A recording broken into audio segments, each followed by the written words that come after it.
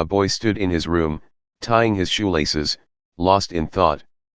The morning light streamed through the window as he slung his bag over his shoulder.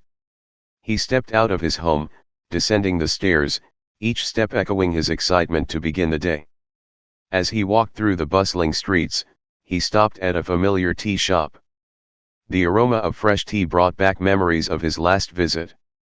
He smiled to himself, recalling the moment he had shared with his best friend there. "I'll be back in 2 or 3 weeks," he had told his friend. "I'm heading home." The memory lingered, and he could almost hear his friend's laughter. Suddenly, a man had approached them back then, asking for a cigarette. Both he and his friend had politely refused. The man shrugged and moved on, leaving them to continue their conversation. The boy had turned to his friend, his voice filled with uncertainty. "Do you think I have a chance at getting a job through the campus interviews?" His friend had raised an eyebrow. "Now you're thinking about jobs? Where was this drive when you were arguing with the principal in college?" They both laughed, the carefree joy of youth shining through. His friend teased him further. "Why are you even worried? Your dad's rich. You'll be fine." But the boy had sighed, a hint of sadness in his voice. "He hasn't been sending me money lately." With a mischievous grin, his friend had suggested, "Then clean out the locker when you go home." They laughed at the joke, though the boy couldn't shake off the unease growing within him. Later that day, he stood at the railway station, waiting for his train. The platform was crowded, but his thoughts were elsewhere. As the train arrived, he boarded, found his seat, and settled in. Halfway through the journey, his phone buzzed. It was his mother. Her voice carried warmth and concern.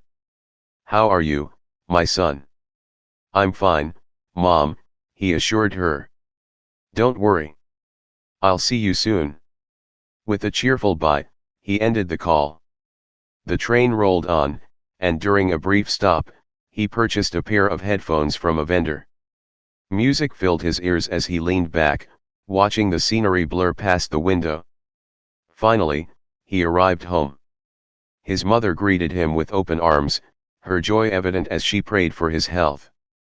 After their warm embrace, he asked, "Where's Dad?" Her expression faltered for a moment before she replied, "I don't know. He's out." Before he stepped inside, she reminded him gently, "Take your shoes off outside." Inside, the boy began to settle in, but a need arose. "Mom, I need some money for a new shirt and tie," he said. Before she could respond, his father walked in. They exchanged pleasantries, and his father handed him a box of sweets. "Here's a little something for you," he said with a smile. The boy accepted it gratefully and headed to freshen up. As he left the room, his parents spoke in low voices. His mother's tone was filled with worry. "We need to tell him the truth. You've lost your job, and we're running out of savings." His father sighed heavily. "Not now. Let him settle in first. We'll tell him when the time is right." "But he needs money for clothes," she insisted. That evening, the boy returned, sensing something was amiss. "Is everything okay?" he asked cautiously. His father quickly reassured him. "Yes, everything's fine. Don't worry." Trusting his father's words, the boy went to sleep on the terrace, gazing at the stars. The next morning, he told his mother, "I'm meeting a friend today. I'll need some money." With a heavy heart, she handed him her last savings. He took it with gratitude and left the house. As he walked through the streets, his eyes caught a familiar figure. It was his father, driving an auto rickshaw. He froze in disbelief. A wave of emotion swept over him: shock, guilt, and sadness. His friend, who was with him, revealed the truth. "Your father has been driving the rickshaw for months now. Times are tough for your family." The boy returned home, his heart heavy with the weight of reality. That evening, during dinner, his mother whispered to his father, "He's upset. He hasn't been himself since he got back. The boy joined them at the table, and his father tried to cheer him up. You can do anything you want, son. Take admission wherever you like. The boy nodded quietly and said, I'll be leaving tomorrow at 11 a.m. That night, as his father slept, the boy tiptoed into his room. He sat by his father's side and gently massaged his tired legs, a silent gesture of love and gratitude. The next morning, as he prepared to leave, his father handed him some money. The boy shook his head, his voice steady. I don't need it. I'm taking your lucky shirt instead. Tears welled up in his eyes as he hugged his father tightly. I know everything.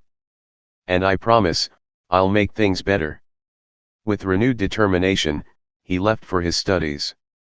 Months later, he called home with great news. Dad, I got the job. His father's voice was filled with pride and joy. I knew you could do it, son. After ending the call, the boy sat by the seashore, watching the waves crash gently against the shore. For the first time in a long while, he felt a deep sense of peace.